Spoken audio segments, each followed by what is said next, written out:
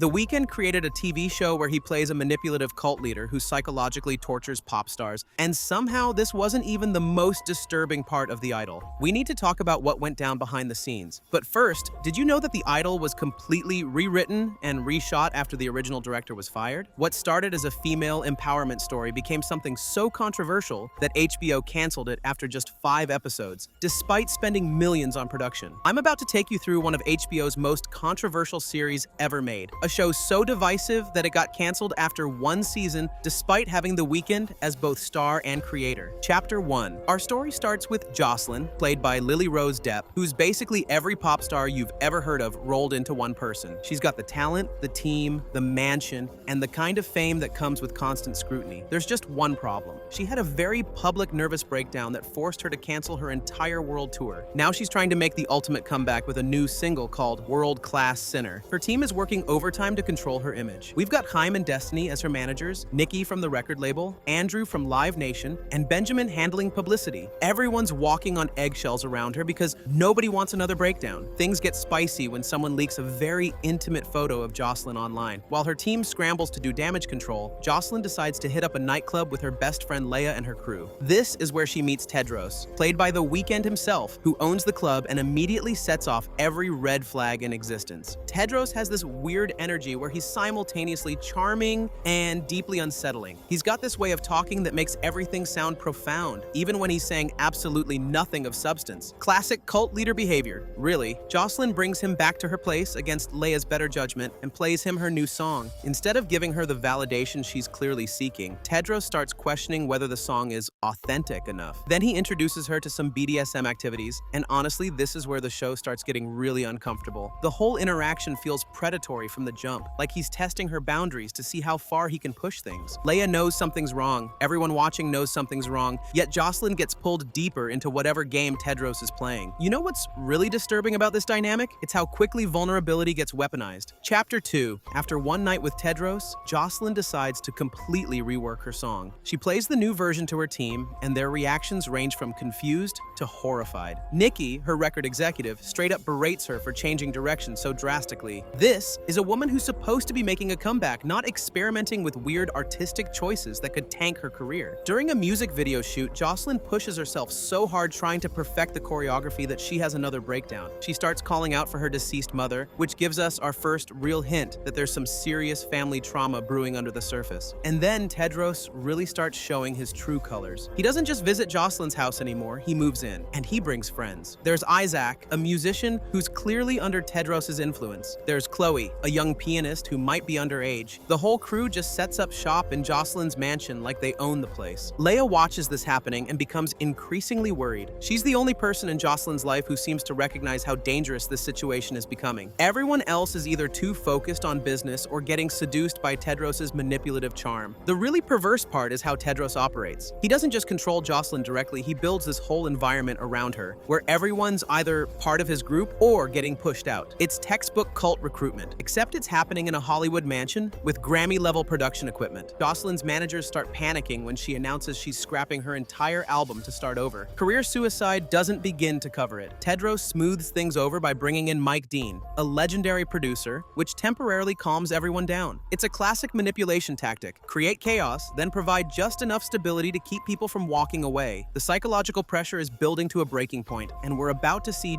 just how deep Tedros' manipulation goes. Chapter 3. The Idol crosses every line you can imagine in episode 3. During a dinner with Tedros' entire crew, he pressures Jocelyn to share her deepest trauma. She reveals that her mother was physically and emotionally abusive, beating her with a hairbrush while her childhood friend Xander did nothing to stop it. Instead of responding with empathy or concern, Tedros sees this as creative inspiration. He tells her she needs to channel this trauma into her art, then proceeds to use the exact same hairbrush her mother used to abuse her for a BDSM session. The symbolism is so disturbing that it's hard to watch. This isn't artistic expression, but psychological torture disguised as therapy. Tedros is literally using her childhood trauma as a tool for sexual control, and somehow convincing her that this is helping her grow as an artist. Xander, who's been Jocelyn's friend since childhood, starts expressing concerns about what's happening. As someone who witnessed her mother's abuse firsthand, he recognizes the patterns of manipulation. Tedros' response? He tortures Xander with a shock collar in front of everyone until he takes back his objections. Let me repeat that. This man uses electrical torture on someone for expressing concern about his girlfriend's well-being, and everyone just watches it happen. Unlike a love story, this is a horror movie about how trauma can be weaponized by predators. The power dynamics in the house become completely twisted. Tedros has successfully isolated Jocelyn from anyone who might challenge his influence while surrounding her with people who reinforce his control. If you're wondering how this story could possibly get worse, trust me, we're just getting started. Hit that subscribe button if you're enjoying the ride so far. Chapter 4, Destiny, one of Jocelyn's managers, finally does what everyone should have done from day one. She runs a background check on Tedros. Turns out his real name is Mauricio Costello Jackson, and he's got a history of domestic abuse charges, shocking absolutely no one who's been paying attention. The show then reveals just how calculated everything has been. Diane, one of Jocelyn's backup dancers, was actually working for Tedros the whole time. She recruited Jocelyn into this situation and has been rewarded with a record deal from Jocelyn's own label. The betrayal cuts deep because Jocelyn trusted her. The truth about Tedros starts coming out in pieces. Chloe accidentally reveals she might only be 17, which adds potential statutory issues to his already impressive list of crimes. Xander finally tells Tedros how Jocelyn's mother outed him as gay and forced him to sign a contract preventing him from pursuing music.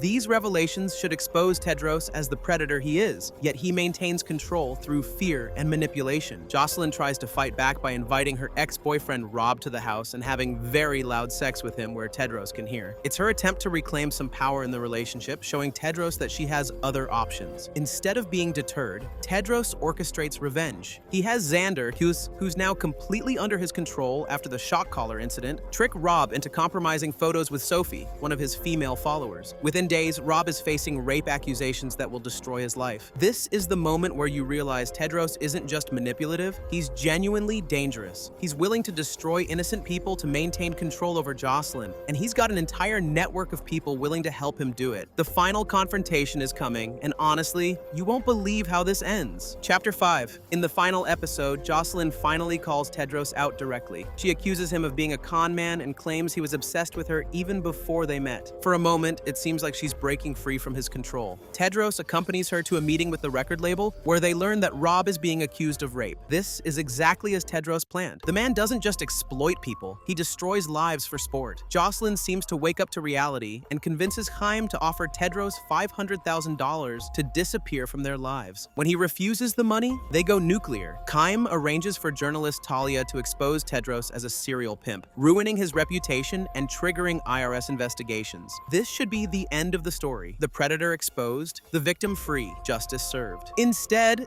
the idol delivers one of the most disturbing endings in television history. At Jocelyn's comeback concert, she's performing beautifully, seemingly having reclaimed her power and artistic voice. Then she spots Tedros in the audience and everything changes. She starts expressing how much she misses him, how fame and success mean nothing without him. And then comes the twist that makes your skin crawl. Backstage, Tedros notices a new hairbrush in Jocelyn's dressing room. Remember, she told him about being abused with her mother's hairbrush, and they incorporated that trauma into their sexual relationship. The new hairbrush suggests she's been continuing these practices on her own. Jocelyn brings Tedros on stage, declares him the love of her life, and they kiss in front of thousands of fans. The woman who just spent episodes recognizing his deceit chooses to embrace it publicly. The ending implies that Jocelyn was never really a victim, that she was manipulating Tedros just as much as he was manipulating her. It suggests she used him to access her trauma and channel it into art, then welcomed him back when she realized she needed that toxicity to create. The idol represents everything wrong with how trauma and abuse get portrayed in modern media. It takes serious issues like psychological exploitation, sexual coercion, and cult tactics, then packages them as edgy entertainment without any real insight or consequence. The show fails because it never decides what it wants to say. Is it criticizing the music industry's exploitation of young artists? Is it exploring how trauma affects creativity? Is it examining toxic relationships? The answer seems to be all of the above and none of the above simultaneously. What did you think about the idol's controversial ending? Do you believe Jocelyn was empowered or manipulated? Let me know in the comments because this show definitely sparked debates that are still ongoing. Don't forget to hit subscribe if you loved my breakdown of the idol.